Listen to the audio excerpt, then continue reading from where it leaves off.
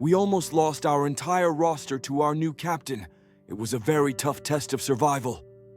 My name is Mark, and I'm going to tell you the story of our new captain to replace the old one.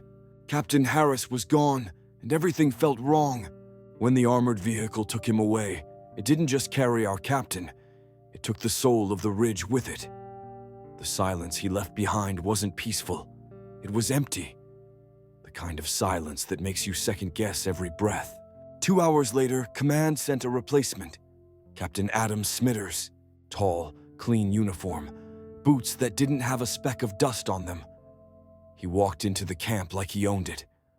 No introductions, no questions, no attempt to understand what we'd survived. He moved through our lines, inspecting trenches, nodding stiffly, issuing clipped orders to reinforce this, dig that, tighten comm discipline. His face was made of stone, voice sharp enough to cut. Cole didn't even begin to describe him. Discipline will be restored, he said. That was the first thing he told us. Not, how are you wounded? Not, you held this place with your bare hands. Just orders. He called me to his makeshift command post. No small talk. Just, you'll report to me directly. I expect efficiency, not sentiment. Understood? I nodded. Not because I respected him, because arguing with a brick wall is just noise. When I stepped out, Riley was waiting nearby. He doesn't belong here, he muttered. Foster gave me a look, tight-lipped, eyes tired. Ramirez was the one who said what we all thought. He's not gonna lead us. He's gonna break us. No one disagreed. We'd been through hell together. We didn't need someone barking orders from a clean uniform. We needed someone who remembered what hell felt like. And that wasn't Smithers. By midday, the friction had already set in. Smithers walked the line like a warden, not a leader. He barked corrections at Riley for the spacing of the sandbags, criticized Jackson's patrol formation, told Foster to stop leaning against the dugout wall. Every command felt like a slap. This isn't rest camp, he snapped at Ramirez, who had just sat down for 5 minutes after hauling ammo crates across the ridge. He demanded double patrols, more trench depth, and a full inventory of supplies. Twice.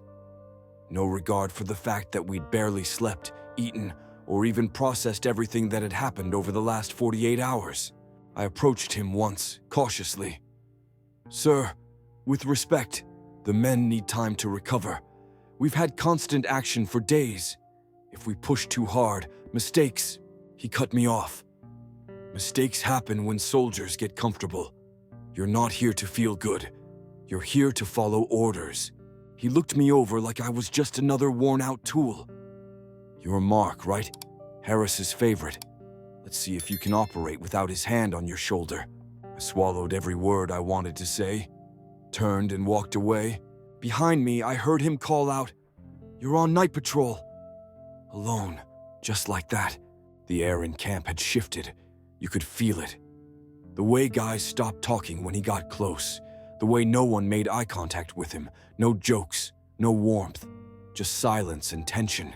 He wasn't building a unit. He was building a wall. And he didn't care who got buried behind it. That night, no one really slept. I walked the ridge alone, as ordered.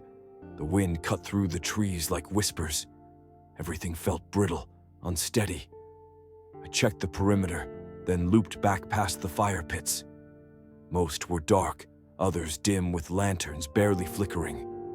No one spoke. Foster sat on a crate, sharpening his knife, jaw tight.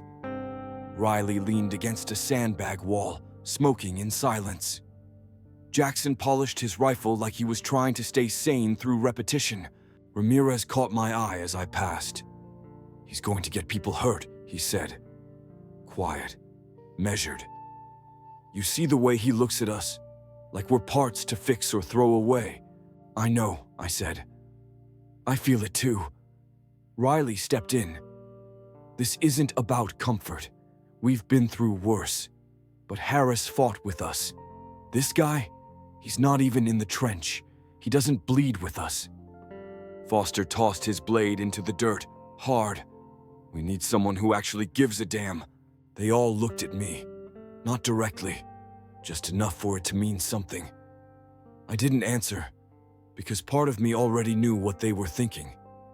And the truth is, I had thought it too, even if I didn't want to. We couldn't keep going like this. Morale wasn't just low, it was cracking. A team that doesn't believe in its leader is just a group of people waiting for an order to fall apart. Someone had to step up, and whether I wanted it or not, they were already looking at me to do it. The morning came in gray and bitter. I hadn't slept. Neither had anyone else by the look of them. Smithers stood in front of the sandbag wall with a clipboard and a scowl. "Mark," he barked. "With me." I followed, jaw tight. He led me behind the supply crates where no one else could hear. He didn't waste time. "I've heard the whispers," he said. "The looks, the late-night chatter. I know exactly what's happening." I said nothing. Let him talk. "You're trying to play hero. You think you've earned their loyalty because Harris gave you a pat on the back. But I'm in command now. And let me make one thing clear. If you try to step out of line, even once, I'll bury you in orders so deep you won't have time to breathe." His face was close now, voice low. "You're not special. You're just loud. And that ends today." He stepped back and slapped a new assignment into my chest. 3-man recon, North Slope. No map, no radio contact. Be out there in 20. I looked down at the paper. It wasn't recon. It was punishment. A death loop. I met his eyes. Understood. He turned and walked away without another word. When I returned to the group, they saw my face and knew. Riley narrowed his eyes. "What did he just do?" I held up the paper. "Deadly detail. Wants me to scout the North Slope with no comms." Foster spat into the dirt. "He's trying to make you disappear." I nodded once, "But I'm not going anywhere." We didn't say it, but it was clear. This wasn't about orders anymore. This was personal. And it wasn't just my fight now. It was everyone's. We left the camp at first light. Riley and Ramirez volunteered to go with me. Smithers hadn't assigned them, but they didn't ask for permission either. "You think we're letting you walk into that alone?" Riley said, slinging his rifle over his shoulder. Screw that. The northern slope was quiet. Too quiet. Wind tugged at the trees like it was trying to peel the forest apart. We moved low and tight, checking each ridge and drop-off. It wasn't about intel. We all knew that. It was about endurance. About how far I could be pushed. After an hour of climbing, we stopped to take a breath behind a rock shelf. Ramirez passed me a flask of cold water. "He wants you out," he said. "I know." Riley shook his head. "He doesn't know what you've held together. If it weren't for you, this ridge would have fallen 3 days ago." I didn't respond. The weight of their words sat heavier than my gear. I didn't want this fight, but it had landed on me anyway. We weren't fighting bullets anymore. We were fighting what happens when trust gets replaced by fear. We pushed on until midday, then looped back just in time to avoid a patrol line creeping through the lower tree line. Whoever they weren't friendly. Smithers never mentioned enemy movement. Back at camp, we reported quietly to Jackson, told him about the movement near the North Slope. He listened, nodded, relayed it to Foster and the others. I knew I should have reported to Smithers, but I didn't. Not right away. Instead, we regrouped behind the munitions tent. Word was already spreading. Even the new recruits, green but not blind, started glancing my way more than his. Something shifted. Foster leaned in close. "You're the only reason anyone still believes in this place." Riley added, "We don't need a tyrant barking orders.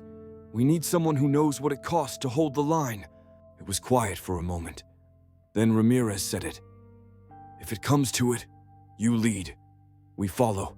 I didn't answer, but I felt it.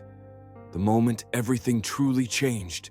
By the time I finally stepped into Smithers' tent, he was already waiting, arms crossed, face unreadable. "You took your time," he said flatly. There was enemy movement on the north slope, I replied. Didn't see that in your intel. He raised an eyebrow. You didn't report to me first. Number Y reported to the people who needed to know. The silence that followed was long and sharp. You're done, he said finally. No more unofficial briefings. No more quiet mutinies. I see what you're doing. You think they'll rally behind you? You think you're some kind of savior? I didn't flinch. I don't want to lead. I want to survive. And you're making that harder with every hour. He stepped closer, voice lowering. You're on cleaning detail.